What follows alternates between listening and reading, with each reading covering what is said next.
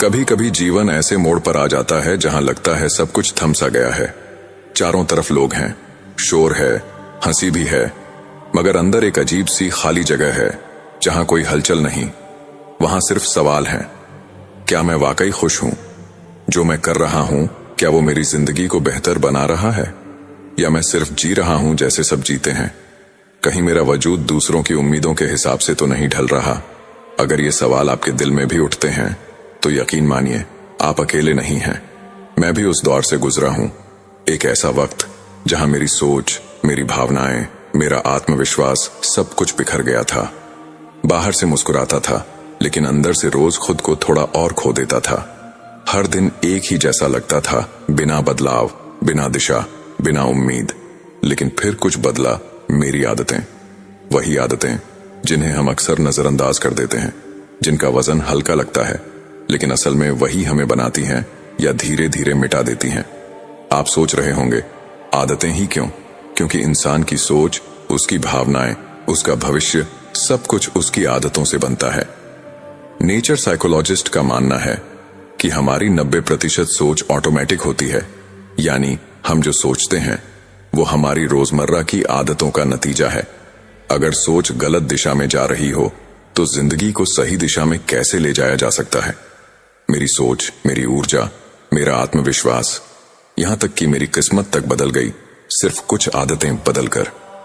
हर आदत के पीछे एक कहानी है, हर बदलाव के पीछे एक संघर्ष। और आप हैरान रह जाएंगे ये जानकर कि सिर्फ कुछ आदतें बदलकर मैं उस अंधेरे से बाहर आया जहां सुबहें भी उदास लगती थीं। गौतम बुद्ध ने कहा था, तुम्हारे विचार तुम्हारा भविष्य बनाते हैं, लेकिन विचार तो आदतों से ही उपजते हैं। अगर आदतें बदल जाएं तो विचार बदलेंगे, और जब विचार बदलते हैं तो पूरी दुनिया बदल जाती है। मनुष्य की आदतें ही उसका असली भाग्य लिखती हैं। मन को समझाने की सबसे बड़ी कला है उसे रोज धीरे धीरे नए रास्तों की आदत डालना।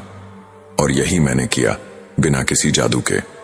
कुछ मोड़ आसान थे, कुछ पर मैंने ठोकर खाई, लेकिन हर ठोकर ने सिखाया कि इंसान तब तक नहीं हारता जब तक वो खुद को रोज थोड़ा और बेहतर बनाता रहता है।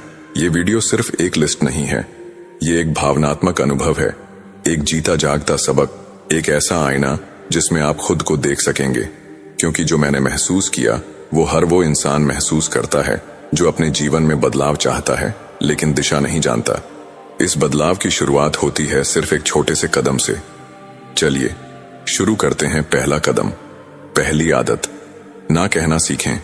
अपने समय और ऊर्जा की रक्षा करना आत्मसम्मान की निशानी है। कभी सोचा है आप हर बार हां क्यों कह देते हैं जब दिल से ना कहना चाहते हैं? क्यों हर बार दूसरों को खुश करने के लिए आप अपनी नींद, अपनी शांति, अपने सपने कुर्बान कर देते हैं? ये आदत मेरी जिंदगी को सबसे ज्यादा तोड़ रही थी और मैंने इसे बहुत देर से समझा।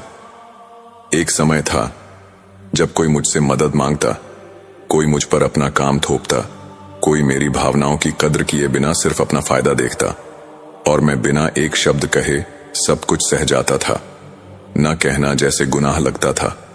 ऐसा लगता था कि अगर मैंने मना किया तो सामने वाला नाराज हो जाएगा, मुझे गलत समझेगा और मैं अकेला पड़ जाऊंगा। लेकिन हर हां जो मैंने मजबूरी में कहा, उसने मुझसे कुछ छीन लिया। कभी मेरा समय, कभी मेरी ऊर्जा, कभी मेरा आत्मसम्मान।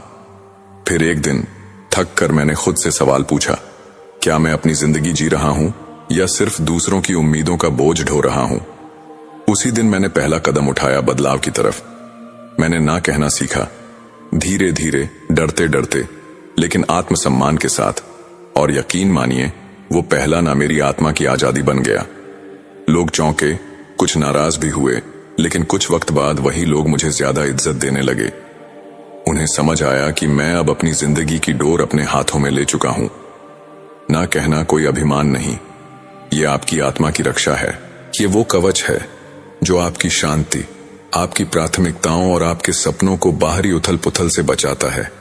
मनोविज्ञान भी यही कहता है, जो लोग ना कहने की कला जानते हैं उनका आत्मसम्मान अधिक होता है। वे अपनी प्राथमिकताओं के प्रति सजग रहते हैं और दूसरों की जिम्मेदारियों को अपनी नियति नहीं बनने देते। गौतम बुद्ध ने कहा था, अपने भीतर जो प्रकाश है पहले उसे जलाओ, तभी तुम दुनिया को रोशन कर सकोगे। और ये तभी संभव है जब आप अपनी ऊर्जा को बेवजह बिखरने से रोकें। न कहने का मतलब ये नहीं कि आप स्वार्थी हो गए। इसका मतलब है कि अब आप अपने जीवन को गंभीरता से लेने लगे हैं। अब आप अपने समय की कद्र करने लगे हैं। जब आप दूसरों को ना कहते हैं तो आप खुद को हाँ कहते हैं, और यही हाँ आपकी नई जिंदगी की शुरुआत बनती है। दूसरी आदत, समय का प्रबंधन। समय को संभालना जीवन को संभालना है। कभी सोचा है एक दिन में 24 घंटे हर किसी को बराबर मिलते हैं? एक करोड़पति को भी उतने ही, एक बेरोजगार को भी, एक छात्र को भी और एक साधु को भी। लेकिन फर्क कहां पड़ता है? फर्क बस इतना है कि कोई उन 24 घंटों का निर्माण करता है और कोई उन्हें यूं ही खर्च कर देता। कई बार हम शिकायत करते हैं कि हमारे पास समय नहीं है, लेकिन सच ये है कि समय है, हमने उसे कभी संभाला ही नहीं। समय हमारी जेब में नहीं रहता। वो तो बहती नदी जैसा है जो हर सेकंड बहती जाती है, चाहे हम उस पर ध्यान दें या नहीं। और जब हम जागते हैं तो वो नदी हमसे बहुत दूर जा चुकी होती है। मैं भी पहले ऐसा ही था। दिन की शुरुआत बिना किसी योजना के होती थी। जो सामने आया वही कर लिया। दिन बीत जाता और रात को सिरहाने बस यही ख्याल आता, आज क्या किया। जवाब में अक्सर खामोशी होती। लेकिन फिर एक दिन मेरी जिंदगी में बदलाव आया। मैंने एक साधारण सी आदत डाली। हर सुबह उठकर 5 मिनट बैठता और सोचता, आज क्या जरूरी है। मैंने दिन के कामों को 3 हिस्सों में बांटा। 1 जरूरी, 2 जरूरी नहीं लेकिन अच्छा है, 3 समय बर्बाद करने वाले। और यहीं से मेरी जिंदगी की दिशा बदल गई। जब आप अपने समय को संभालना शुरू करते हैं तो आप अपने जीवन को संभालने लगते हैं। अब वही काम जो पहले घंटों लेता था, मैं आधे वक्त में कर लेता हूं, क्योंकि अब मैं चुनता हूं कि क्या जरूरी है और क्या नजरअंदाज किया जा सकता है।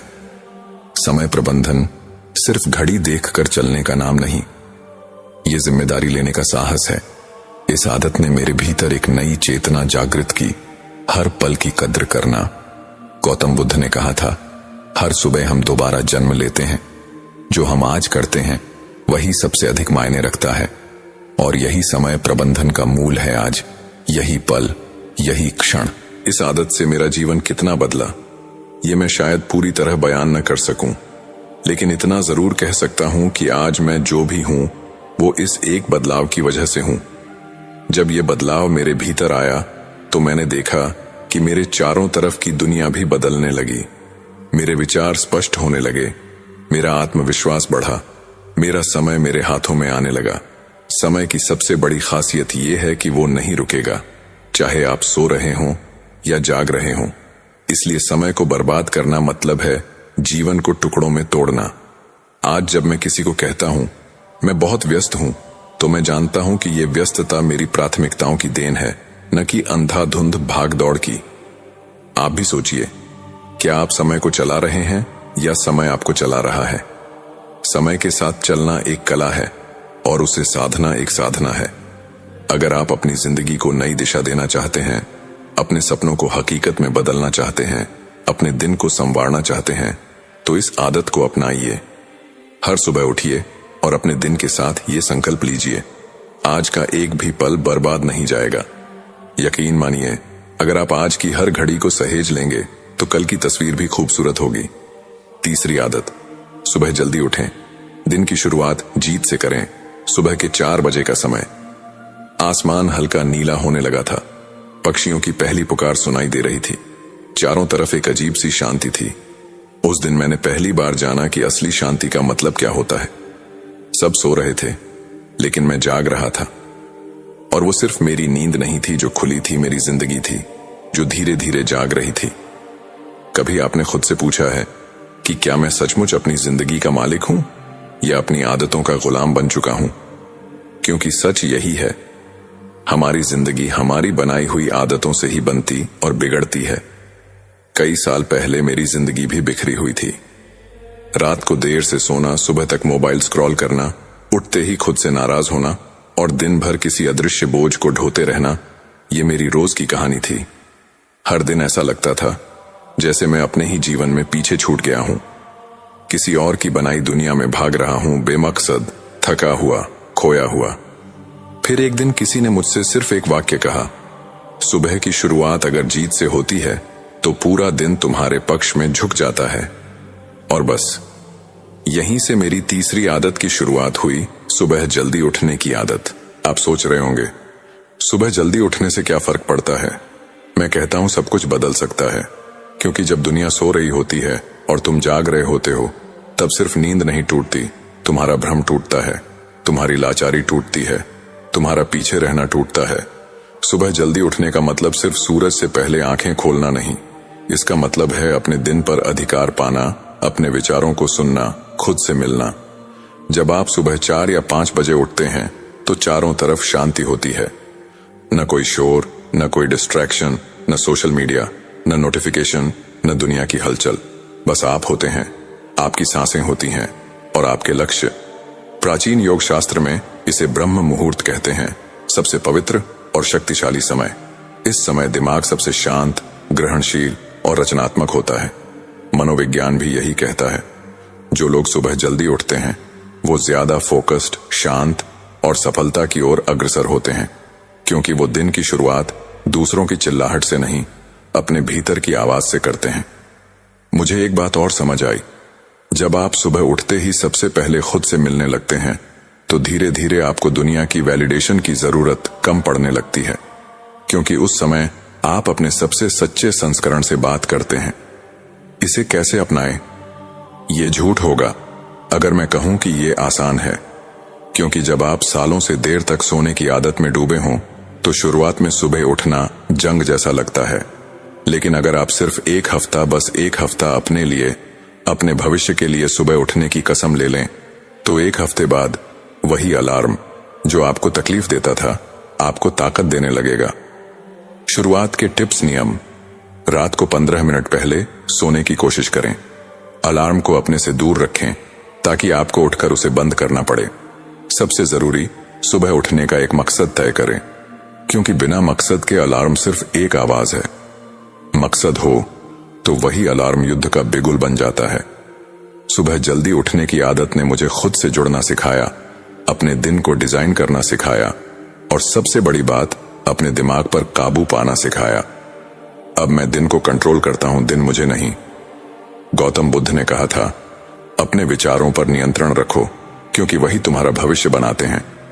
और सुबह का समय वो दरवाजा है जहां आप अपने विचारों को सबसे गहराई से छू सकते हैं। सुबह उठकर ध्यान करो, लिखो, चलो, पढ़ो या बस शांत रहो, लेकिन उस वक्त को खर्च मत करो, उसे निवेश करो, क्योंकि वो वक्त तुम्हारा सबसे कीमती धन है। चौथी आदत, हर दिन पढ़ें। पढ़ना आत्मा का भोजन है। कभी आपने खुद से पूछा है, मैं जो आज हूं क्या वही हमेशा रहूंगा, या क्या मेरी सोच, मेरी आदतें, मेरा रवैया मुझे उस मुकाम तक ले जा सकते हैं जहां मैं पहुंचना चाहता हूं। हर किसी की जिंदगी में एक ऐसा मोड़ आता है जब उसे लगने लगता है कि अब और यूं ही नहीं चला जा सकता, कुछ तो बदलना होगा। और यहीं से शुरू होती है असली जिंदगी, क्योंकि जिंदगी तब नहीं बदलती जब हालात बदलते हैं। जिंदगी तब बदलती है जब हमारी सोच बदलती है। और सोच कब बदलती है? जब हम खुद से मिलने लगते हैं, खुद को समझने लगते हैं, अपने अंदर के सवालों को पढ़ने लगते हैं। और यही है किताबों का असली जादू। आज मैं आपको उस आदत के बारे में बताने जा रहा हूं जिसने मेरी सोच, मेरी दिशा और मेरी पूरी जिंदगी को बदल कर रख दिया। हर दिन पढ़ने की आदत। सुनने में शायद आसान लगे, लेकिन ये आदत जितनी साधारण है उतनी ही गहरी और शक्तिशाली है। किसी ने ठीक ही कहा है, जो पढ़ता है वो 1000 जिंदगियां जीता है, और जो नहीं पढ़ता वो बस एक ही जिंदगी में कैद रह जाता है। जब मैंने पढ़ना शुरू किया, सच बताऊं, शुरुआत में सिर्फ टाइम पास के लिए था, लेकिन धीरे धीरे समझ आया कि ये टाइम पास नहीं, ये तो माइंड ओपनिंग है। हर किताब मुझे एक नया नजरिया दे रही थी। हर पन्ना मुझे खुद के बारे में सिखा रहा था। हर कहानी मेरी जिंदगी के सवालों के जवाब बनती जा रही थी। मैंने किताबों में वो गुरु पाए जो बिना शोर किए सिखाते हैं। मैंने उन शब्दों में वो ताकत देखी जो अकेलेपन में साथी बनती है, मुश्किल वक्त में रास्ता दिखाती है, और हमें वो इंसान बनने की हिम्मत देती है जो हम हमेशा बनना चाहते थे। आज की भागदौड़ भरी जिंदगी में, जहां हर दिन सोशल मीडिया, फालतू की खबरें और बाहरी शोर से भरा है। पढ़ना, सचमुच पढ़ना, एक ब्रह्म ध्यान है। ये आत्मा का भोजन है। ये वो प्रक्रिया है जो हमें शांति भी देती है और चेतना भी। मनोवैज्ञानिक कहते हैं कि जब आप रोज पढ़ते हैं तो आपके दिमाग की न्यूरल कनेक्शंस तेज होती हैं, आपकी निर्णय लेने की क्षमता बढ़ती है, आपकी सोच गहरी होती है और आप हर चीज को सिर्फ सतह से नहीं, अंदर से समझने लगते हैं। बुद्ध ने कहा था, आप जो सोचते हैं वही बन जाते हैं और जो हम पढ़ते हैं वही हमारी सोच को आकार देता है। जब मैंने खुद को हर दिन 15 से 20 मिनट किताबें पढ़ने के लिए मजबूर किया तो शुरुआत में लगा समय कहाँ है, लेकिन फिर समझ आया समय देना नहीं होता, समय निकालना होता है। मैंने मोबाइल से 15 मिनट कम स्क्रॉल किया, टीवी से 15 मिनट की दूरी बनाई और वो 15 मिनट धीरे धीरे मेरी जिंदगी के सबसे कीमती मिनट बन गए। मैंने किताबों से ये सीखा कि जिंदगी को समझने के लिए बड़ी घटनाओं का इंतजार मत करो, छोटी आदतों को पकड़ो। पढ़ना एक ऐसी छोटी सी आदत है जो धीरे धीरे आपके सोचने, महसूस करने और दुनिया को देखने का तरीका ही बदल देती है। अब जब कोई मुझसे पूछता है तुम पहले जैसे नहीं रहे, मैं मुस्कुराकर कहता हूं, क्योंकि अब मैं रोज कुछ नया पढ़ता हूं। अगर आप उस इंसान को खोजना चाहते हैं जो आपके अंदर कहीं सोया हुआ है, तो सबसे पहले एक किताब उठाइए, कोई भी किताब जो आपको बुला रही हो, जो आपके दिल से बात कर रही हो, और देखिए एक आदत कैसे धीरे धीरे आपकी पूरी जिंदगी को रूपांतरित कर सकती है। 5वीं आदत, अकेले समय बिताएं। अकेलापन आत्मज्ञान का द्वार खोलता है। जरा रुकिए और खुद से एक सवाल कीजिए, आप खुद के साथ कितना समय बिताते हैं? सच कहूं, ज्यादातर लोग खुद को जानते ही नहीं। बाहर की दुनिया में सबके पास बहुत कुछ है दोस्त, सोशल मीडिया, काम, भीड़, बातें, रिश्ते, लेकिन अपने भीतर क्या चल रहा है ये जानने की फुर्सत किसी को नहीं। और यही वजह है कि हम बार बार टूटते हैं, भटकते हैं और खुद से दूर होते जाते हैं। अकेलापन कोई कमजोरी नहीं, ये वो आईना है जिसमें आपकी आत्मा का चेहरा साफ साफ दिखता है। जब आप खुद के साथ बैठते हैं, बिना मोबाइल, बिना शोर, बिना किसी की राय के, तो पहली बार आपको अपनी असल सोच सुनाई देती है। वो आवाज जो रोज की भागदौड़ में दबा दी जाती है, वो भावनाएं जिन्हें आप दूसरों की खुशी के लिए छुपा देते हैं, वो सपने जिन्हें दुनिया की नजरों से बचा के रखते हैं, सब सामने आने लगते हैं। और यही तो शुरुआत होती है आत्मज्ञान की। गौतम बुद्ध जब राजमहल छोड़कर गए थे तो उन्होंने कोई भीड़ नहीं खोजी थी, उन्होंने अकेलेपन को चुना था और उसी मौन, उसी एकांत में उन्होंने जीवन का सबसे बड़ा सत्य पाया था। आधुनिक साइकोलॉजी भी कहती है कि जो लोग अकेले रहकर अपनी सोच को समझते हैं, अपनी भावनाओं को स्वीकार करते हैं, उनका इमोशनल इंटेलिजेंस कई गुना बढ़ता है। वे ज्यादा गहराई से सोचते हैं, ज्यादा सहनशील होते हैं और कठिन समय में भी डगमगाते नहीं। लेकिन दिक्कत यह है कि हम अकेलेपन से डरते हैं। हमें लगता है कि अकेलापन बोरिंग है, दर्दनाक है या हमें दुनिया से काट देता है। सच तो यह है कि अकेलापन वो शक्ति है जो आपको दुनिया की भीड़ में भी खुद के साथ खड़ा कर देती है। कैसे शुरू करें?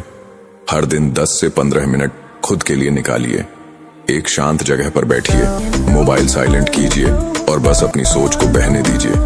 कुछ लिखिए, खुद से बातें कीजिए, सांसों को महसूस कीजिए। आपको यकीन नहीं होगा कि उस खामोशी में कितनी ताकत छिपी है। ये आदत आपके आत्मसंवाद को बढ़ाएगी, आपके अंदर की आवाज को मजबूत बनाएगी और धीरे धीरे आप दुनिया को नहीं, खुद को समझने लगेंगे।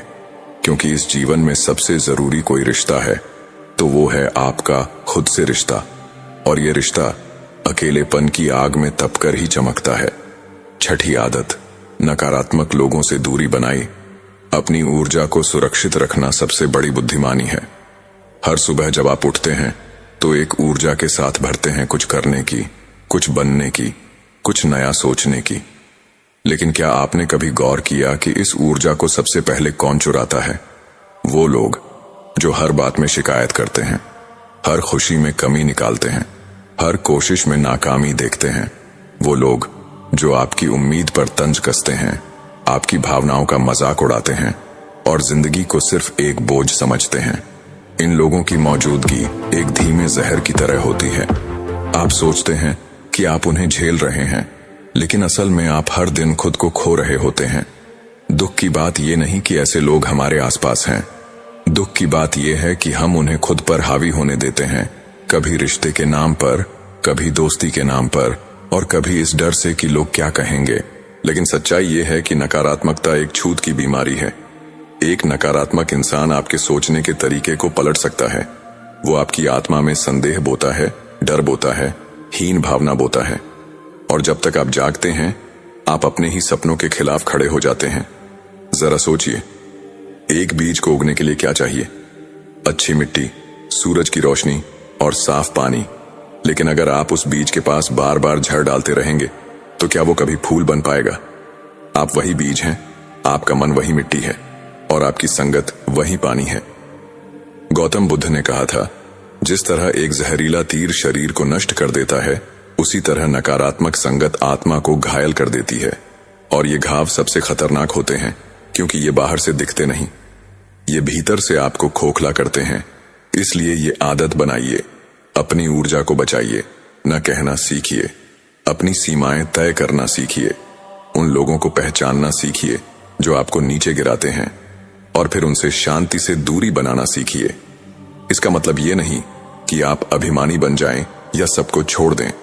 इसका मतलब है कि आप पहले खुद से प्यार करना सीखें, क्योंकि जब आप अपने मन और सोच की रक्षा करना शुरू करते हैं तभी आप उस जीवन की ओर बढ़ पाते हैं जिसका आपने सपना देखा था। जो लोग आपको लगातार थकाते हैं, तोड़ते हैं, आपकी उम्मीदों का गला घोंटते हैं, उनसे दूर होना कोई स्वार्थ नहीं, ये आत्मसंरक्षण है। 7वीं आदत, हर दिन कृतज्ञता जताए।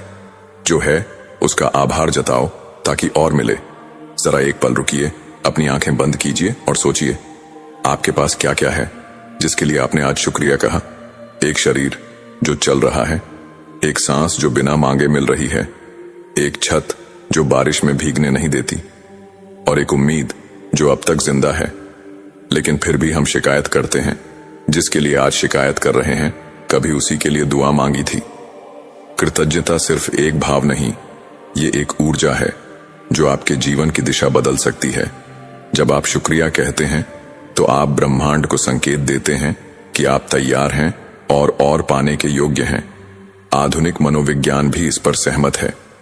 कई शोधों से साबित हुआ है कि जो लोग रोज आभार व्यक्त करते हैं उनमें डिप्रेशन, एंजाइटी और नकारात्मक सोच बहुत कम होती है। उनकी नींद बेहतर होती है, रिश्ते बेहतर होते हैं और आत्मसंतोष बहुत ज्यादा। सोचिए, आपका दिमाग हर दिन जो देखता है वही आपकी सोच बनाता है। अगर आप हर दिन सिर्फ कमी देखेंगे तो आप कभी संतुष्ट नहीं होंगे, लेकिन अगर आप हर दिन कृतज्ञता देखेंगे तो आप उस प्रचुरता को जीने लगेंगे जो आपके आसपास पहले से मौजूद है। गौतम बुद्ध ने कहा था, कृतज्ञता वह मार्ग है जो आत्मा को रोशनी की ओर ले जाता है। तो इस आदत को अपने जीवन का हिस्सा बनाइए। सुबह उठते ही एक कागज पर 3 चीजें लिखिए जिनके लिए आप आभारी हैं। शाम को सोने से पहले एक पल रुककर सोचिए, आज क्या ऐसा हुआ जिसने मेरे दिल को छुआ। ये छोटे छोटे पल जब रोज दोहराए जाते हैं आपके पूरे जीवन की दिशा बदल देते हैं। आप चीजों की तलाश बंद कर देते हैं और उस शांति को महसूस करने लगते हैं जो हमेशा आपके पास थी, बस आपने देखी नहीं थी। कृतज्ञता से शुरुआत कीजिए, प्रसन्नता आपके जीवन में अपने आप कदम रख देगी। 8वीं आदत, हर दिन ध्यान करें, मन को शांत कर आत्मा से जुड़ें।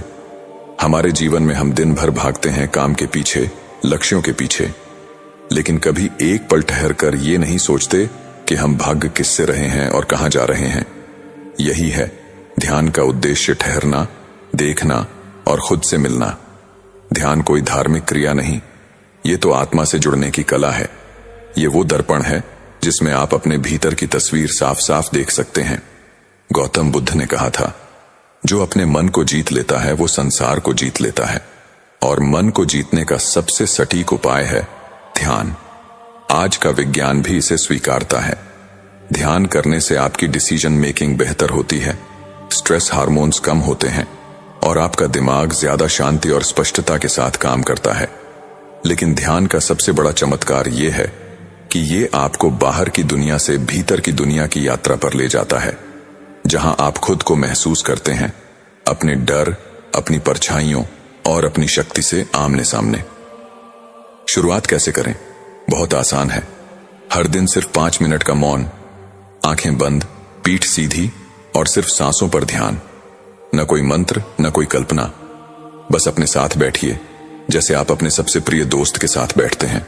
धीरे धीरे ये आदत आपके भीतर ऐसा स्पेस बना देगी जहां आप खोते नहीं बल्कि पाते हैं। जब मन शांत होता है तो जीवन की हर गूंज, हर हलचल एक मधुर संगीत में बदल जाती है।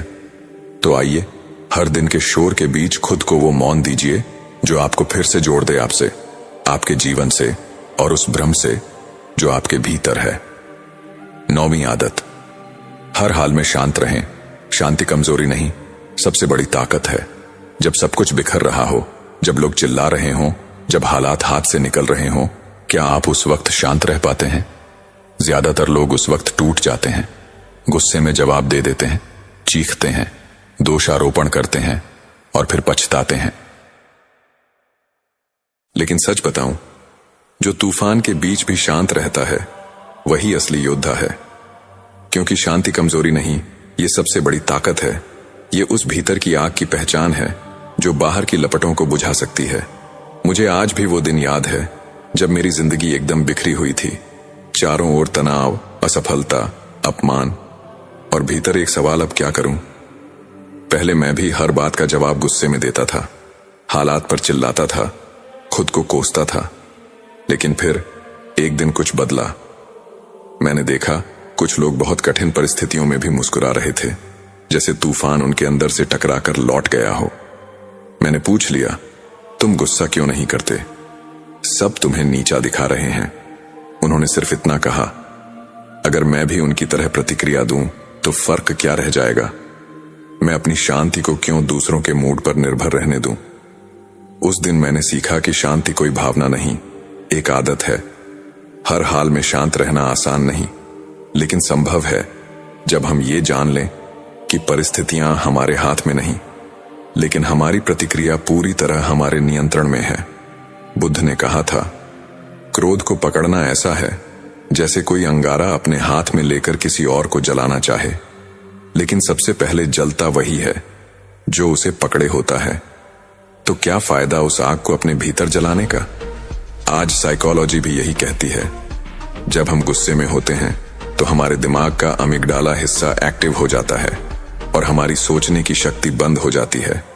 उस वक्त हम जो भी बोलते या करते हैं वो हम नहीं होते, लेकिन अगर हमारी आदत शांति की है तो वही बाहर आएगी। जरा सोचिए, आप किसी के साथ बहस में हैं, सामने वाला आपको नीचा दिखा रहा है। अब आपके पास 2 रास्ते हैं।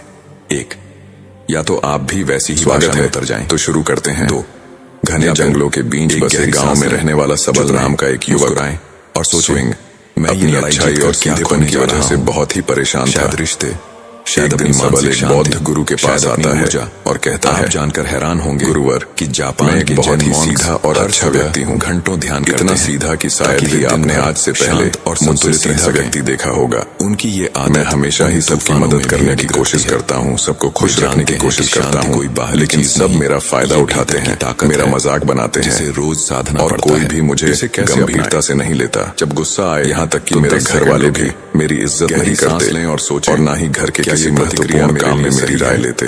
हर सुबह की अपने दोनों भाइयों की तुलना में कि आपका मन शांत और ज्यादा काम भी करता हूँ, खुद से वादा कर, घर वालों की बात भी मानता हूँ, शांति को किसी के हाथों सेवा भी करता हूँ और घर के सभी लोगों को खुश रखने की कोशिश भी करता हूँ।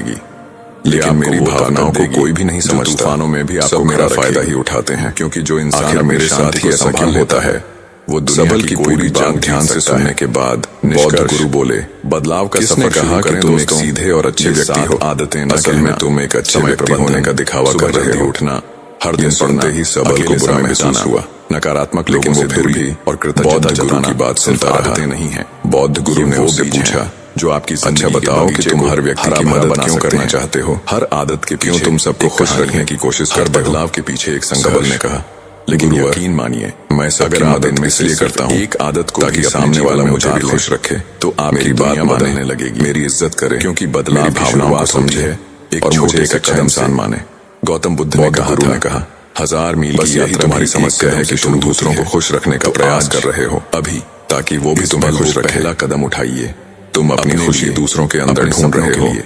तुम दूसरों की नजरों में अच्छा बनने और खुद की तारीफ सुनने के लिए सामने वाले की जी हुजूरी कर रहे हो। सबसे बड़ी बात आपके पास उम्मीद कर रहे हो इस जिंदगी सामने वाला भी तुम्हारे साथ वैसा ही व्यवहार करेगा थे। और याद रखिए, आप अकेले नहीं, कोई भी ऐसे व्यक्ति को गंभीरता से नहीं लेता जो लोगों की हर बात में हाँ मिलाता हो। शुरुआत करते हैं। अब मैं तुम्हें कुछ ऐसी आदतें बताता हूँ जो तुम और तुम्हारे जैसे खुद को अच्छा मानने वाले लोगों के अंदर अच्छा बनना ही हमारे लिए पहली आदत होता है। खुद को अच्छा मानने वाले लोग जितना अच्छा बनता है या जितना अच्छा होता है कि वो लोगों का ध्यान रखते हैं, उन्हें लोगों की चिंता है, फिर हमको एक अच्छा इंसान की मदद करने पहुंच जाते हैं। इसी विषय पर आज हम वाले महात्मा बुद्ध की एक कहानी सुनाने वाले हैं या ना हो, जिससे आपको पता चलेगा आदत कि हमको एक अच्छा मानने वाले नहीं बनना चाहिए। दूसरों से खुद की तारीफ के नमस्कार होते हैं, इसलिए वो ज्यादातर मौकों पर वही काम करते हैं जिससे सामने वाला खुश हो और उनकी तारीफ करें। अगर उन्हें लगता है कि किसी काम से सामने वाला नाराज हो जाएगा तो वह उस काम को हाथ तक नहीं लगाते। तीसरी आदत, खुद को अच्छा मानने वाले लोगों को लगता है कि उन्हें अपनी कमियों और कमजोरियों को दूसरे लोगों से छुपाना चाहिए, क्योंकि उन्हें लगता है कि अगर दूसरों को उनकी कमियों और गलतियों के बारे में पता चल गया तो लोग उनका मजाक बनाएंगे, उनकी बेइज्जती करेंगे, उन पर गुस्सा होंगे और उन्हें एक कमजोर व्यक्ति मानेंगे। चौथी आदत, अच्छे लोग खुद की जरूरतों, खुद की प्राथमिकताओं को सबसे ऊपर रखने से डरते हैं, क्योंकि उन्हें लगता है कि ऐसा करने से दूसरे लोग उन्हें स्वार्थी समझेंगे और फिर वो लोगों की नजरों में एक अच्छे इंसान नहीं रह जाएंगे। पांचवी आदत, खुद को अच्छा समझने वाले लोग मानते हैं कि वो केवल तभी खुश रह सकते हैं जब उनके आसपास का हर इंसान खुश रहे, इसलिए वो अपने आसपास के हर व्यक्ति को खुश रखने की कोशिश करते हैं। अब तुम्हें सुनने में लग सकता है कि इन आदतों में क्या बुराई है, सबका भला करना तो अच्छी बात है, लेकिन समस्या यह है कि खुद को अच्छा समझने वाले लोग असल में जैसे दिखते हैं वैसे होते नहीं, यह अंदर से कुछ और ही होते हैं। जैसे कि पहला, अच्छाई का दिखावा करने वाले लोग ज्यादातर मौकों पर ईमानदार नहीं होते, क्योंकि वो अच्छा बनने के चक्कर में दूसरों की बुराई को भी छिपा देते हैं। ये लोग सामने वाले को कभी भी उसकी गलतियां नहीं बताते और केवल वही बोलते और करते हैं जिससे सामने वाला खुश रहे। दूसरा, खुद को अच्छा समझने वाले लोग दूसरों को खुश करने के पीछे इतने पागल होते हैं कि वो कई बार जरूरी और दूसरों के लिए आवश्यक बातों और कामों को भी उनसे छिपा के रखते हैं और उन्हें बताते नहीं, ताकि सामने वाला उनसे खुश रहे। तीसरा, अच्छे लोग अपनी जरूरतों और अपने कामों को महत्व नहीं देते, इसीलिए ये अपना कार्य किसी दूसरे से करवाने से घबराते हैं। चौथा, खुद को अच्छा मानने वाले लोग केवल पाने की उम्मीद से ही कुछ देते हैं। ये इस बात का दिखावा तो करते हैं कि ये दूसरों की मदद करना चाहते हैं, लेकिन ये मदद सिर्फ इसीलिए करते हैं ताकि सामने वाला इनकी तारीफ करे, इन्हें अच्छा इंसान समझे और जरूरत पड़ने पर इनकी भी मदद करे। लेकिन अगर इन्हें मदद के बदले मदद नहीं मिलती तो ये गुस्सा हो जाते हैं, सामने वाले से अंदर ही अंदर नफरत करने लगते हैं और उससे बदला लेने का मौका खोजने लगते हैं। पांचवा, खुद को अच्छा दिखाने वाले लोग दूसरों को ना नहीं बोल पाते, उन्हें मना नहीं कर पाते और दूसरों के काम करने के चक्कर में यह अपने और अपने परिवार के जरूरी कामों को भी पूरा नहीं कर पाते। छठा, अच्छे लोगों को लगता है कि सभी उन्हें पसंद करें, सभी इनसे प्यार करें, जिससे दूसरे लोगों को इनका दोस्त बनने या इनके साथ संबंध रखने में दिक्कत होती है, क्योंकि ये हर किसी का सबसे पसंदीदा इंसान बनना चाहते हैं।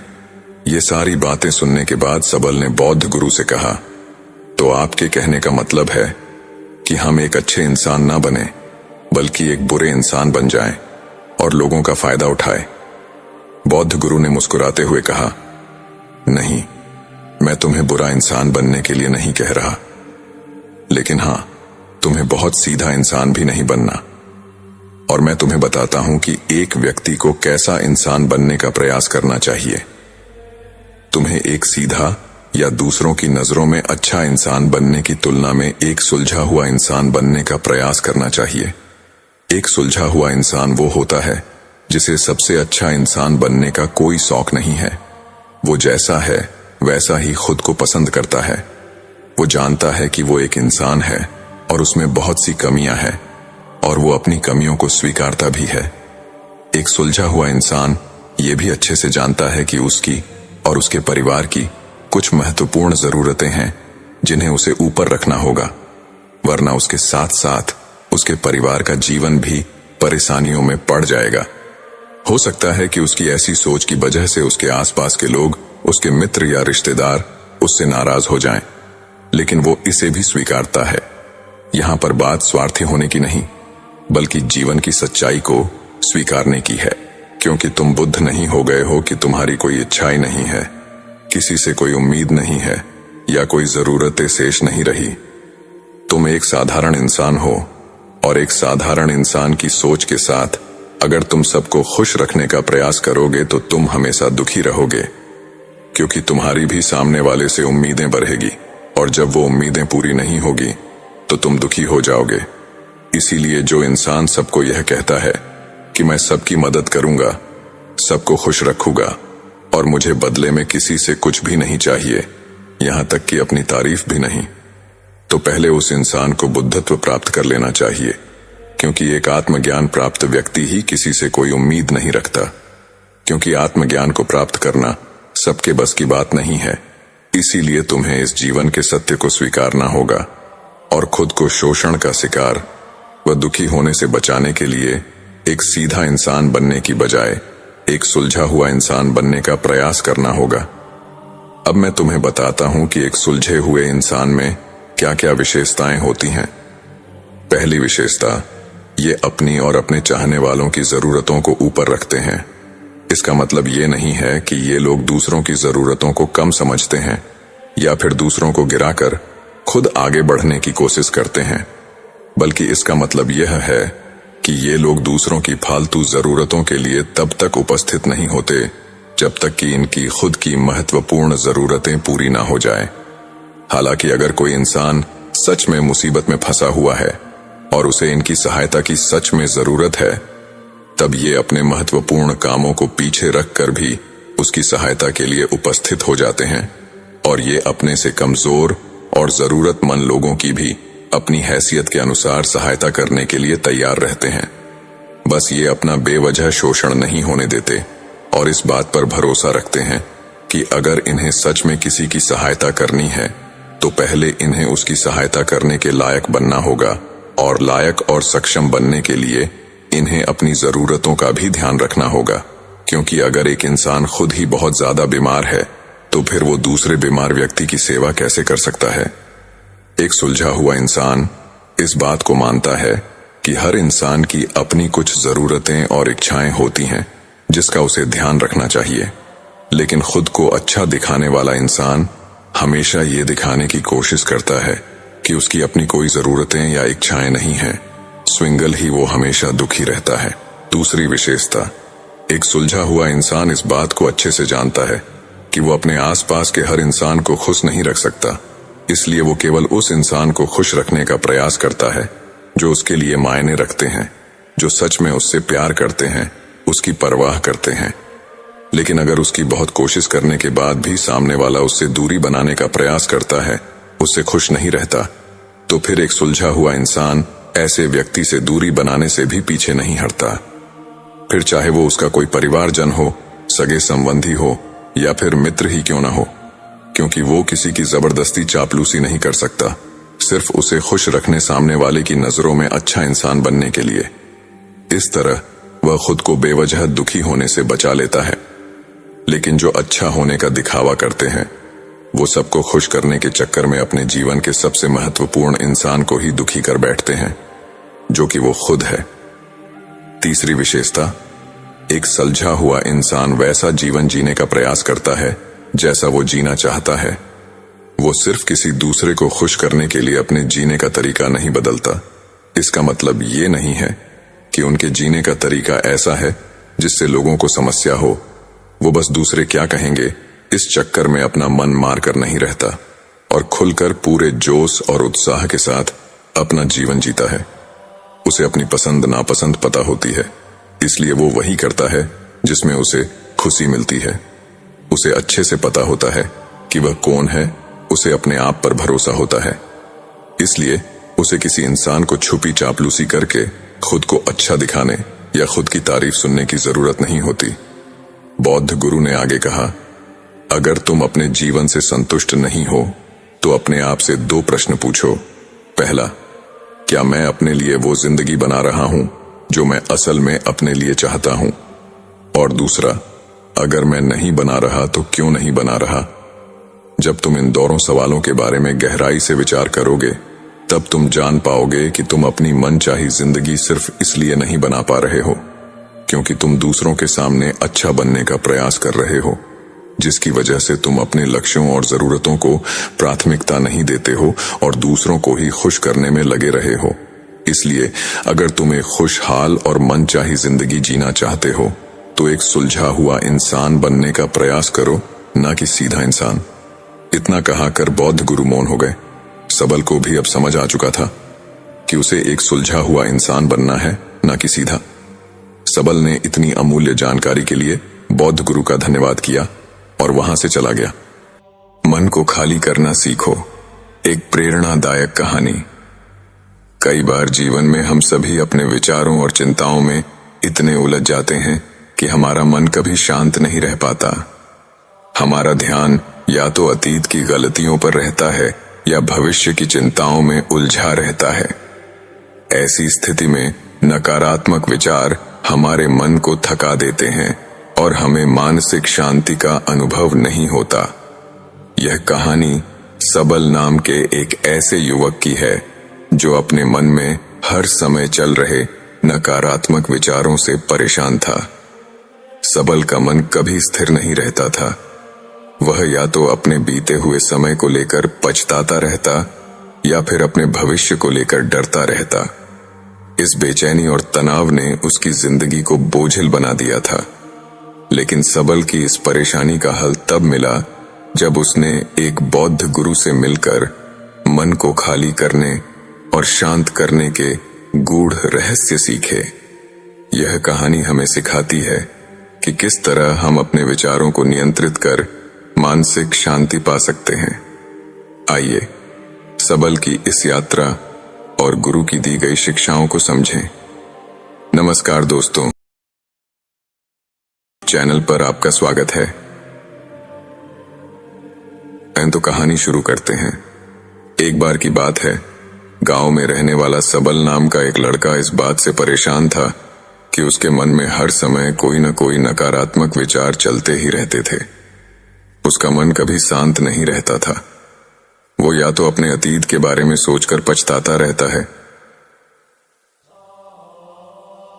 काश मैंने इस काम को ऐसे कर दिया होता, उस काम को वैसे कर दिया होता, या फिर वो अपने भविष्य के बारे में सोच सोच कर डरा रहता है कि कहीं ऐसा हो गया तो क्या होगा, कहीं मैं सफल न हो जाऊं, कहीं मुझसे कोई गलती न हो जाए जिसकी वजह से लोग मेरा मजाक उड़ाना शुरू कर देंगे। और ऐसे ही कई सारे नकारात्मक और असफलता से भरे विचार उसके मन में चलते रहते हैं। सबल हमेशा ऐसे ही विचारों में खोया रहता और अंदर से डरा हुआ रहता। एक दिन सबल के एक मित्र ने उसको बताया कि पास ही के वन में एक बौद्ध गुरु रहते हैं, तुम उसके पास जाओ, हो सकता है कि वो आपकी मानसिक परेशानी का हल निकाल दे। सबल उन बौद्ध गुरु के पास जाता है और अपनी सारी समस्या उनको बताता है। बौद्ध गुरु सबल की सारी बातें बड़े ध्यान से सुनते हैं और कहते हैं, भंते, तुम मुझसे क्या जानना चाहते हो? सबल ने कहा, गुरुवर, मैं अपने मन को खाली करना चाहता हूं। मैं आपसे यह जानना चाहता हूं कि मन को खाली कैसे करते हैं? बौद्ध गुरु ने कहा, मन को खाली करना कोई 1-2 दिन का काम नहीं है। यह बहुत ही लंबी प्रक्रिया है। क्या तुम इसके लिए तैयार हो?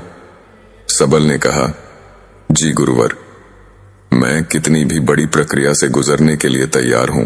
बौद्ध गुरु ने आगे कहा, मन को खाली और नकारात्मक विचारों से दूर रखने के 6 तरीके हैं। तुम एक एक करके उन्हें समझना।